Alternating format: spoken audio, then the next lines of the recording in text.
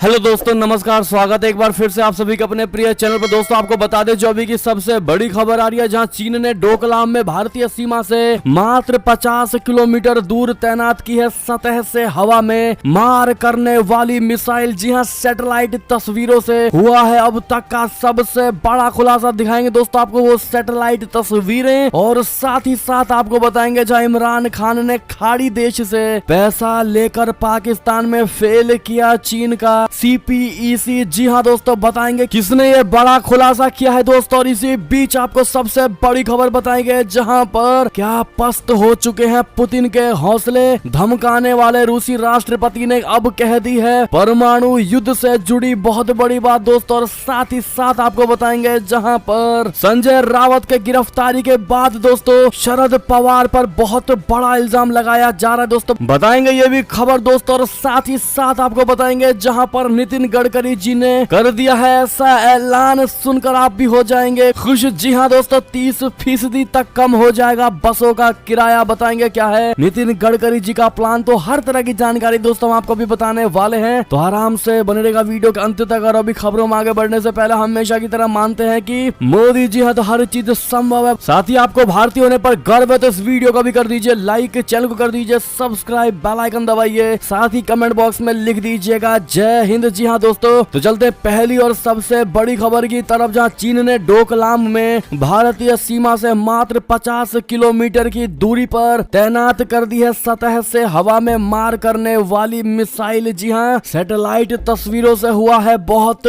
बड़ा खुलासा। जी हाँ दोस्तों, भारत के लिए चीन हमेशा से ही एक खतरा है दोस्तों। बॉर्डर पर होने वाली एक्टिविटी दिखाती है कि उस पर आंख मूंद कर भरोसा नहीं किया जा सकता है। जी हाँ, सैटेलाइट तस्वीरों से अब एक बहुत बड़ा खुलासा हुआ है दोस्तों। नई तस्वीरों से पता चला है कि चीन ने भारतीय सीमा से मात्र 50 किलोमीटर की ही दूरी पर सतह से हवा में मार करने वाली मिसाइलों को तैनात कर दिया है। नई सैटेलाइट तस्वीरों से पता चला है कि अब से मिसाइल साइट पूरी तरह से एक्टिव हो चुकी है दोस्तों। जिस जगह ये मिसाइल तैनात है वो भूटान, भारत और चीन के ट्राई जंक्शन पर है दोस्तों। 2017 में डोकलाम में चीन और भारत की सेनाएं आमने सामने आ गई थी दोस्तों। करीब 2 महीने तक ये स्टैंड ऑफ चला था। तो वहीं 2020 में गलवान घाटी में भारत और चीन की सेनाएं आमने सामने आ गई थी। इस लड़ाई में 40 से ज्यादा चीनी सैनिक मारे गए थे दोस्तों। इस लड़ाई के बाद से ही चीन ने LAC पर मिसाइल सिस्टम का बेस बनाना तेजी से शुरू कर दिया था। जी हाँ दोस्तों, ऐसे में आप ये सारी सैटेलाइट तस्वीरें देख पा रहे होंगे दोस्तों, जिसमें साफ साफ दिखाई दे रहा है डोकलाम के उत्तर में सिर्फ 50 किलोमीटर की दूरी पर ही surface to air missile base पर कैमोफ्लेज एक्टिविटी हो रही है। जी हाँ दोस्तों, और ऐसे में अब आप अंदाजा लगा पा रहे होंगे दोस्तों कि चाइना सिर्फ और सिर्फ ऊपर से दिखा रहा है कि वो भारत के साथ दोस्ती चाहता है, लेकिन दोस्तों अंदर ही अंदर भारत को पस्त करने की पूरी प्लानिंग बना रहा है दोस्तों। और ऐसे में भारत भी इन सैटेलाइट तस्वीरों को देख करके दोस्तों अब अलर्ट मोड पर आ चुका है। पहले से ही भारत अलर्ट था, लेकिन अब और अधिक दोस्तों सतर्क हो गया है अपना भारत।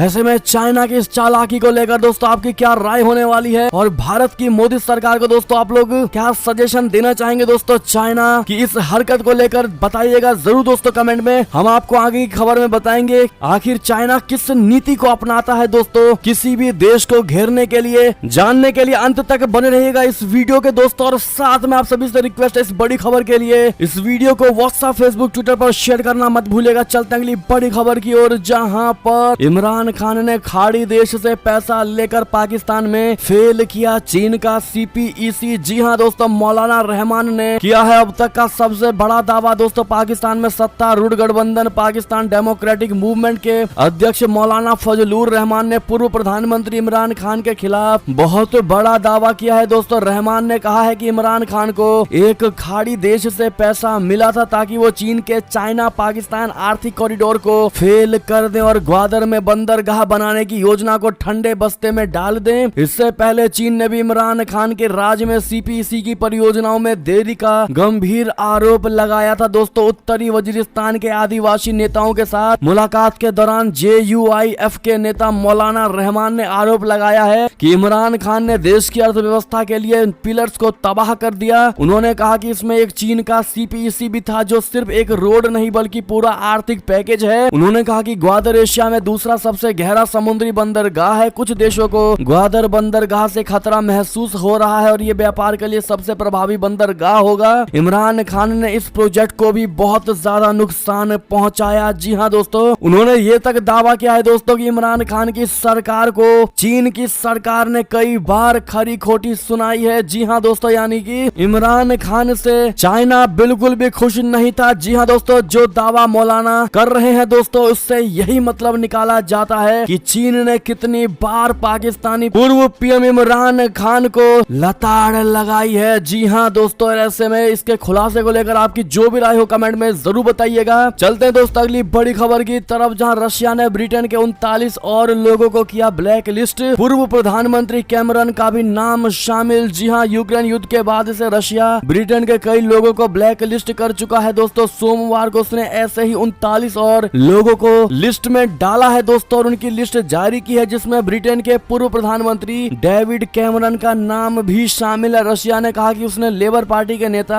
कीर स्टारमर और पूर्व प्रधानमंत्री डेविड कैमरन सहित 39 ब्रिटिश नागरिकों को ब्लैक लिस्ट किया है। जी हाँ, 24 फरवरी को राष्ट्रपति व्लादिमीर पुतिन द्वारा यूक्रेन में सेना भेजे जाने के बाद ब्रिटेन कीव के सबसे मुखर समर्थकों में से एक रहा है दोस्तों। ब्रिटेन ने यूक्रेन को आर्थिक और सैन्य सहायता भी भेजी है। रशिया के विदेश मंत्रालय ने कहा कि पत्रकारों सहित ब्लैक लिस्ट किए गए ये लोग ब्रिटेन के शत्रुतापूर्ण कदमों में योगदान करते हैं, जिसका उद्देश्य हमारे देश को अलग थलग करना है। जी हाँ, मॉस्को ने यूक्रेन में अपने सैन्य अभियान की शुरुआत के बाद से कई दर्जन ब्रिटिश नागरिकों के रूप में प्रवेश पर प्रतिबंध लगा दिया है। जी हाँ दोस्तों, साथ ही साथ आपको बता दें जहां पर क्या पुतिन अब प्रतिबंध ही लगाते रहेंगे दोस्तों, क्योंकि जो अगली खबर हम आपको बताने जा रहे हैं पुतिन से जुड़ी, वो यही है दोस्तों कि क्या पस्त हो चुके हैं पुतिन के हौसले। धमकाने वाले रूसी राष्ट्रपति अब कह रहे हैं कभी नहीं होना चाहिए परमाणु युद्ध। जी हाँ दोस्तों, रशिया यूक्रेन युद्ध की शुरुआत के बाद से न्यूक्लियर वार को लेकर कई तरह की खबरें सामने आ चुकी हैं। सोमवार को रूसी राष्ट्रपति कार्यालय क्रेमलिन की ओर से जारी एक बयान में व्लादिमीर पुतिन ने कहा है कि परमाणु युद्ध में कोई विजेता नहीं हो सकता और ऐसा युद्ध कभी शुरू नहीं होना चाहिए। यूक्रेन पर हमले के कुछ दिनों बाद रूस के विदेश मंत्री सर्गेई लावरोव ने कहा था कि अगर तीसरा विश्व युद्ध हुआ तो वो सिर्फ परमाणु हथियारों से ही लड़ा जाएगा। जी हाँ, पुतिन ने परमाणु अप्रसार संधि पर एक सम्मेलन में हिस्सा लेने वाले सदस्यों को लिखे एक पत्र में ये बयान यूक्रेन पर हमले के 5 महीने से अधिक समय के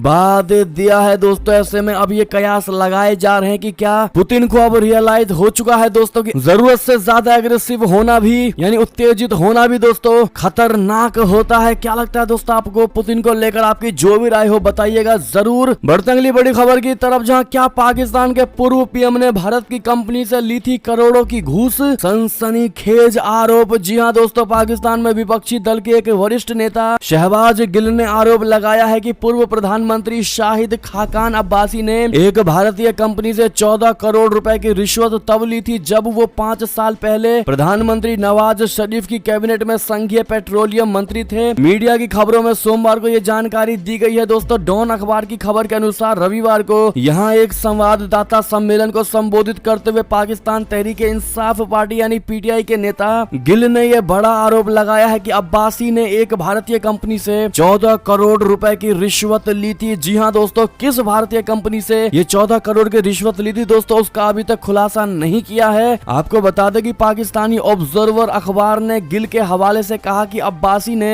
टेलीग्राफिक हस्तांतरण के माध्यम से एक भारतीय कंपनी से 14 करोड़ रुपए प्राप्त किए जब वो 2017 में तत्कालीन संघीय पेट्रोलियम मंत्री के रूप में कार्यरत थे। जी हाँ दोस्तों, गिल ने पाकिस्तानी मुस्लिम लीग नवाज यानी पीएमएल के नेता को अपने खातों को सार्वजनिक करने की भी चुनौती दी। इस पर अब्बासी ने कहा, मैं अपने बैंक खातों का विवरण सार्वजनिक करने के लिए तैयार हूं और गिल से भी समान मांग करता हूं ताकि सच्चाई की जीत हो सके। अब देखना ये होगा दोस्तों कि किसका आरोप सही है और गलत है, और इस पर दोस्तों भारत क्या जवाब देता है ये देखने वाला होगा दोस्तों। जैसी भी कोई खबरें आएगी तुरंत आपको अपडेट करेंगे दोस्तों, इसलिए वीडियो को लाइक कर दीजिएगा, चैनल सब्सक्राइब कर लीजिएगा अगर चैनल पर नए हैं तो। चलते हैं अगली बड़ी खबर की तरफ, जहां खुफिया रिपोर्ट में बहुत बड़ा खुलासा दोस्तों चीन की नई चाल को लेकर, जहां हिंदी भाषियों पर चीनी सेना की नजर, एलएसी पर भर्ती के लिए चला रहा है अभियान। जी हां दोस्तों, पूर्वी लद्दाख में चीन की सेना वास्तविक नियंत्रण रेखा पर भारत के खिलाफ नए नए हथकंडे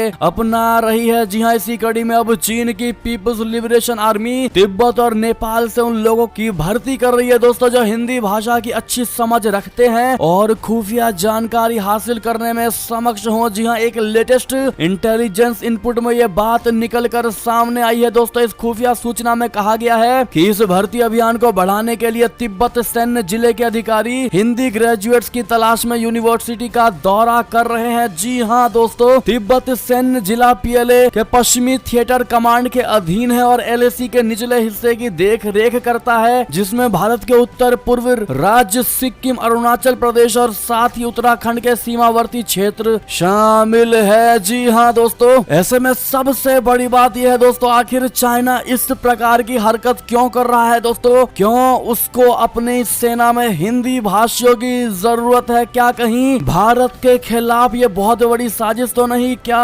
भारतीय सेनाओं पर नजर बनाने के लिए, भारतीय सेनाओं की कॉन्फिडेंशियल जानकारी हासिल करने के लिए हिंदी भाषियों को अपनी सेना में भर्ती तो नहीं कर रहा? चीन की इस तरह की हरकतों को लेकर कई सारे लोग दोस्तों ये सोच रहे हैं कि आखिर चीन इस तरह की हरकतें क्यों ही कर रहा है। तो दोस्तों आपको बता दें कि चाइना की हमेशा से एक ही नीति रही है दोस्तों, वो भी चीन के चाणक्य कहे जाने वाले सुन त्सु के किताब से प्रेरित रहती है। जी हाँ दोस्तों, ऐसे में हम आपको दोस्तों चीन के चाणक्य सुन त्सु की किताब द आर्ट ऑफ वॉर को रेकमेंड करना चाहेंगे दोस्तों, जिसे आप पढ़कर चाइना की नीति को समझ सकते हैं, वो भी बेहद आसानी से दोस्तों। और उससे भी अच्छी चीज हम आपको रेकमेंड करेंगे कि आप इसको पढ़ने के बजाय दोस्तों बड़े आसानी से सुन सकते हैं और आसानी से समझ भी सकते हैं दोस्तों, और सुनते सुनते दूसरा कार्य भी कर सकते हैं। यहाँ मैं आपको best audio learning platform Kuku FM recommend करना चाहूंगा, जहां the art of war book को बहुत आसानी से समझा गया है। कुकू एफएम भारत का लीडिंग ऑडियो शो प्लेटफॉर्म है दोस्तों, जहां पर 4.5+ से भी ज्यादा की रेटिंग है। और इससे भी बड़ी बात दोस्तों यह है कि 4000 से ज्यादा ऑडियो शो है और कई स्थानीय भाषाओं में भी ये ऑडियो शो उपलब्ध है। इनमें सबसे बड़ी बात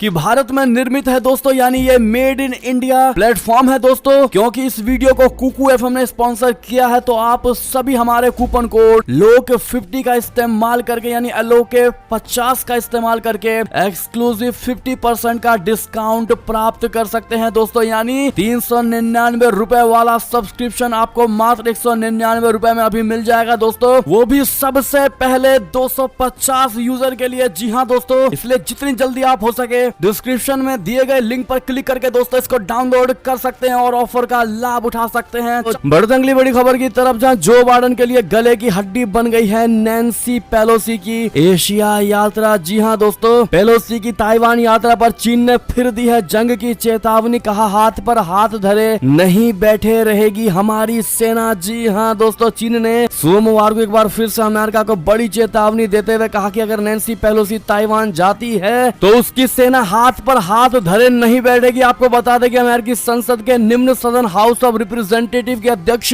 नैन्सी पेलोसी ताइवान का दौरा कर सकती है दोस्तों। चीन इस संभावित दौरे का कड़ा विरोध कर रहा है। चीन ताइवान को अपना हिस्सा मानता है और उसने पेलोसी की संभावित यात्रा को लेकर चेतावनी दी है। जी हाँ दोस्तों, जिसके बाद ये बड़ी खबर है कि जो बाइडेन के लिए अब ये गले की हड्डी बन चुकी है नैन्सी पेलोसी की एशिया यात्रा। जी हाँ दोस्तों, और सबसे बड़ी वजह इसको माना जा रहा है दोस्तों कि नैन्सी पेलोसी ने अपनी एशिया यात्रा के कार्यक्रम में ताइवान का कोई भी जिक्र नहीं किया है दोस्तों। इसके बावजूद ये कयास जारी है कि पेलोसी गुपचुप ताइवान जा सकती है दोस्तों। पेलोसी ने पिछले हफ्ते ऐलान किया था कि एशिया यात्रा के दौरान वे ताइवान भी जाएंगी। जी हाँ दोस्तों, और इसी को लेकर अमेरिका और चीन के बीच टकराव काफी बढ़ गया है। उसे संभालने की कोशिश में पिछले गुरुवार को राष्ट्रपति जो बाइडेन ने चीन के राष्ट्रपति शी जिनपिंग से फोन पर 2.25 घंटे बातचीत भी की थी। ऐसे में दोस्तों क्या आपको नहीं लगता कि अमेरिका आज भी डाउट में जी रहा है दोस्तों? अगर अमेरिका को सच में ताइवान की मदद करनी है, सच में ताइवान को लेकर अमेरिका सीरियस है, तो फिर दोस्तों इतना सोचना किस बात का? अगर सच में अमेरिका पावरफुल देश है दोस्तों, तो क्यों इतना ताइवान के मुद्दे पर विचार कर रहा है दोस्तों? आपको क्या लगता है? कमेंट करके सुझाव राय जरूर दीजिएगा। और आप लोग क्या सुझाव देना चाहेंगे अमेरिका को चीन वाले इस ताइवान के मुद्दे पर दोस्तों बताइएगा। जरूर देखते हैं क्या कहती है भारत की हमारी जनता। बढ़ते हैं दोस्तों एक और बड़ी खबर की तरफ, जहां बड़ी अच्छी खबर है। युद्ध के बीच यूक्रेन ने शुरू कर दिया है अनाज का निर्यात।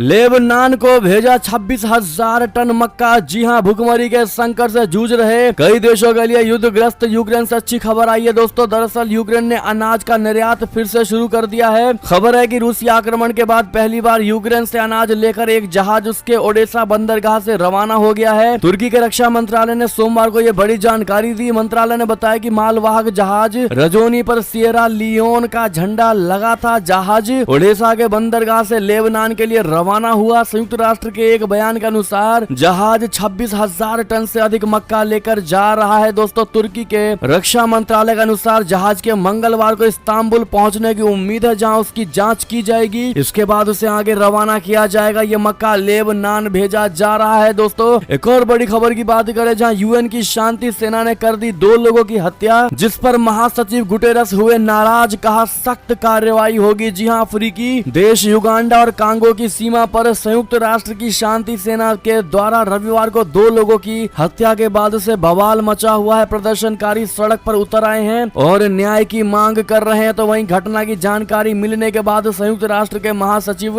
एंटोनियो गुटेरेस ने इस घटना पर नाराजगी व्यक्त की है। उन्होंने कहा है कि इस तरह की हिंसा शर्मनाक है। आरोपियों के खिलाफ सख्त से सख्त कार्रवाई की जाएगी। बढ़ते हैं अगली बड़ी खबर की तरफ, जहां शंघाई सहयोग संगठन का डायलॉग पार्टनर बनने पर नेपाल में उम्मीद और अंदेशा भी। जी हां दोस्तों, शंघाई सहयोग संगठन बोले तो एससीओ ने नेपाल को डायलॉग पार्टनर का दर्जा दिया है। दोस्तों, इसे नेपाल की बढ़ रही अंतर्राष्ट्रीय पहचान का संकेत माना जा रहा है, लेकिन कई नेपाली राजनयिकों का मानना है कि नए समूह से संबंध मजबूत करते हुए अब कूटनीतिक दायरे में नेपाल को अधिक सावधानी से आगे बढ़ना होगा। बीते हफ्ते उज्बेकिस्तान के समरकंद में हुई एससीओ की विदेश मंत्रियों की बैठक के दौरान नेपाल को डायलॉग पार्टनर का दर्जा देने का फैसला हुआ। आबादी, भूगोल और अर्थव्यवस्था के लिहाज से एससीओ संयुक्त राष्ट्र और गृहगुट आंदोलन के बाद दुनिया का सबसे बड़ा क्षेत्रीय संगठन है। नेपाल ने 2016 में एससीओ से जुड़ने के लिए सहमति पत्र पर दस्तखत किए थे। उस समय कम्युनिस्ट पार्टी ऑफ नेपाल के नेता केपी शर्मा ओली प्रधानमंत्री थे। अपनी बीजिंग यात्रा के दौरान उन्होंने संबंधित सहमति पत्र पर हस्ताक्षर किए। अगली खबर की बात करें दोस्तों, जहां पर मुहर्रम के महीने की शुरुआत के दौरान गिलगित बाल्टिस्तान में भिड़े 2 धार्मिक समूह, 2 मरे, 17 घायल, 44 गिरफ्तार। जी हां, पाकिस्तान के अवैध कब्जे वाले गिलगित बाल्टिस्तान क्षेत्र में रविवार को इस्लामिक महीना मुहर्रम की शुरुआत के दौरान 2 धार्मिक समूहों के बीच टकराव हो गया, जिसमें कम से कम 2 लोगों की मौत हो गई, जबकि 17 अन्य घायल हो गए। पाकिस्तानी मीडिया में सोमवार को आई खबर से ये जानकारी मिली। समाचार पत्र डॉन की खबर के अनुसार गिलगित उपायुक्त कार्यालय के निकट यादगार चौक पर रविवार को यह घटना उस समय हुई जब गिलगित बाल्टिस्तान के एक शीर्ष शिया नेता मुहर्रम की शुरुआत के मौके पर खौमार चौक पर हजरत इमाम हुसैन का झंडा फहरा रहे थे। एक और खबर की बात करें दोस्तों, जहां पर पाकिस्तान के पूर्व प्रधानमंत्री इमरान खान का इंस्टाग्राम अकाउंट हुआ हैक, शेयर हुई एलॉन मस्क से जुड़ी फर्जी पोस्ट। जी हां, पाकिस्तान के पूर्व पीएम इमरान खान का इंस्टाग्राम अकाउंट आज हैक हो गया। दोस्तों, इसको एक क्रिप्टो हैकर ने हैक किया था। अकाउंट को कुछ वक्त बाद रिकवर कर लिया गया। उनके इंस्टाग्राम अकाउंट पर एलॉन मस्क के नाम से फर्जी पोस्ट भी शेयर की गई थी दोस्तों, जिसको अब डिलीट कर दिया गया है। आप ये ट्वीट देख पा रहे होंगे दोस्तों, उसका स्क्रीनशॉट हमने स्क्रीन पर दे दिया है। दोस्तों, ऐसे में बात करें अगली खबर की, जहां पर ऋषि सुनक ने कहा ब्रिटिश प्रधानमंत्री की दौड़ में कोई भी रंग भेद का मुद्दा नहीं है। भारतीय मूल के उद्यमी ने लगाया था इन पर आरोप। जी हां दोस्तों, पूर्व वित्त मंत्री ऋषि सुनक ने रविवार को कहा कि बोरिस जॉनसन के स्थान पर ब्रिटिश प्रधानमंत्री बनने की दौड़ में कंजर्वेटिव पार्टी के सदस्यों के लिए रंग भेद कोई मुद्दा नहीं है। उन्होंने इस आशंका से इनकार कर दिया है दोस्तों कि कंजर्वेटिव पार्टी के सदस्य लीज ट्रस्ट और उनके बीच लिंग अथवा जाति को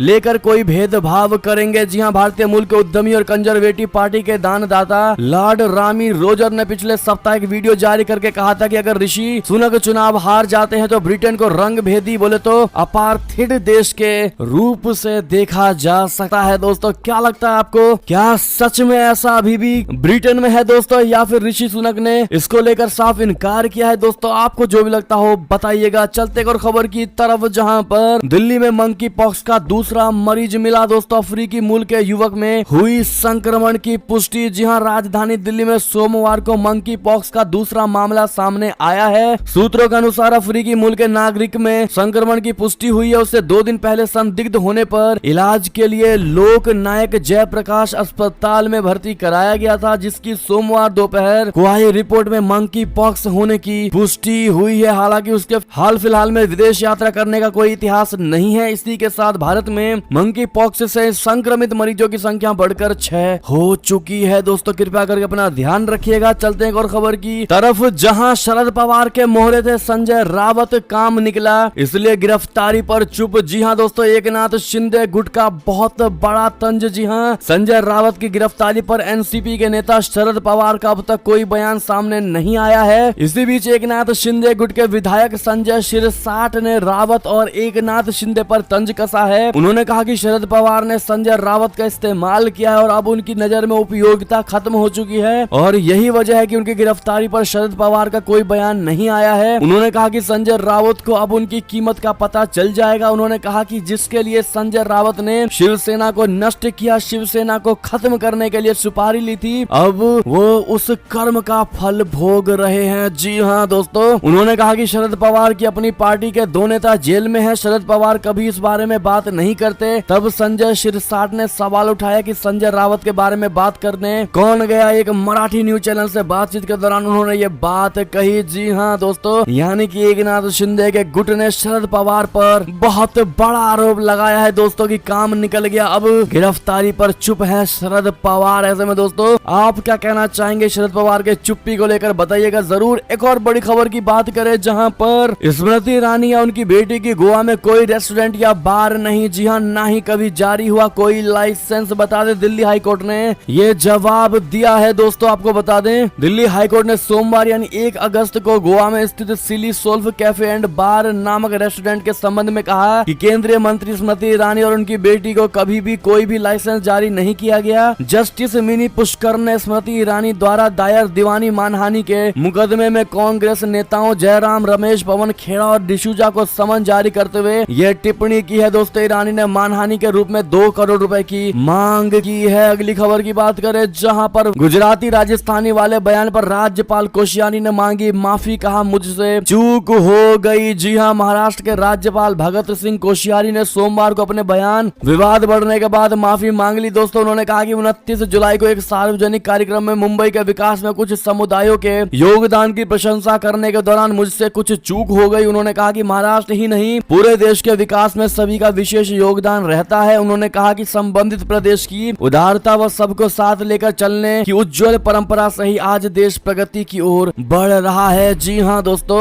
अगली बड़ी खबर की बात करें, जहाँ सीएम ममता ने बंगाल में 7 नए जिले बनाने का किया है ऐलान। मंत्रालय में बदलाव की भी की है घोषणा। जी हाँ दोस्तों, पश्चिम बंगाल की मुख्यमंत्री ने कल बहुत बड़ा ऐलान करते हुए राज्य में 7 नए जिले बनाने की घोषणा की है। सीएम ममता ने जानकारी देते हुए कहा कि पहले बंगाल में 23 जिले थे, अब इसे बढ़ाकर 30 कर दिया गया है। 7 नए जिलों में सुंदरबन, इछेमती, राणाघाट, बिष्णुपुर, जंगीपुर, बहरामपुर और बशीरहाट शामिल है। जी हाँ दोस्तों, एक और खबर की बात करें, जहां पर आखिर सीएम योगी जी ने क्यों अचानक हटाए लखनऊ कानपुर के पुलिस कमिश्नर, वजह निकलकर आई सामने। बता दें सीएम योगी जी ने सोमवार की सुबह अचानक लखनऊ और कानपुर के पुलिस कमिश्नरों को उनके पदों से हटाकर वेटिंग लिस्ट में डाल दिया है। दोस्तों सीएम योगी जी ने इस कदम से पुलिस और प्रशासनिक हलके में खलबली मच गई। हर कोई ये जानने को उत्सुक हो गया कि आखिर इतना बड़ा कदम क्यों उठाया गया। अब इस कदम के पीछे का कारण निकलकर सामने आया है। दोस्तों लखनऊ कानपुर मार्ग पर लगातार लग रहे जाम और कांवड़ यात्रियों के लिए पुख्ता इंतजाम न करने के कारण मुख्यमंत्री योगी आदित्यनाथ जी की नाराजगी की गाज लखनऊ के पुलिस आयुक्त डी.के. ठाकुर और कानपुर के पुलिस आयुक्त विजय सिंह मानिना पर गिरी है। मुख्यमंत्री की नाराजगी के बाद ही दोनों आयुक्तों को हटाया गया है। एक और खबर की बात करें, जहां पर सीएम योगी जी ने कहा पहले नंगे पैर स्कूल जाती थी बेटियां,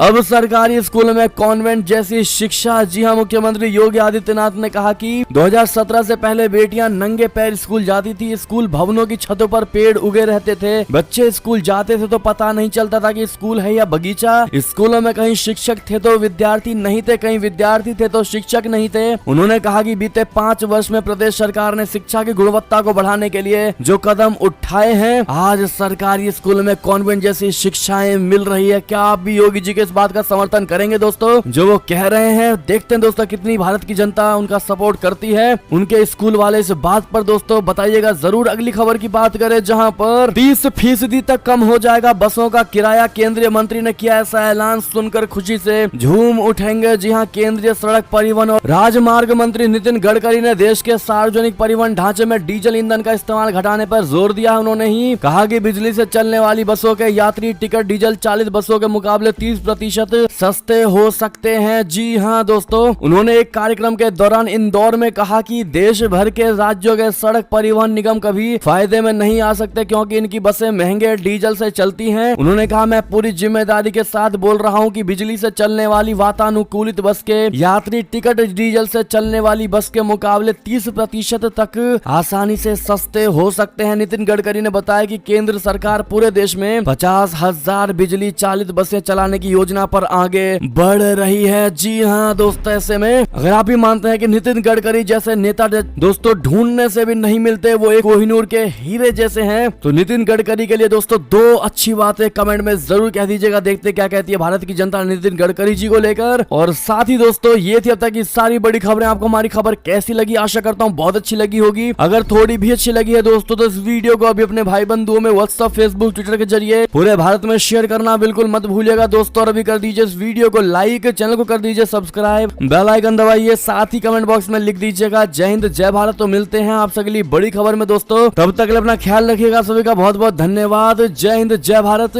जय श्री राम, वंदे मातरम, हर हर महादेव।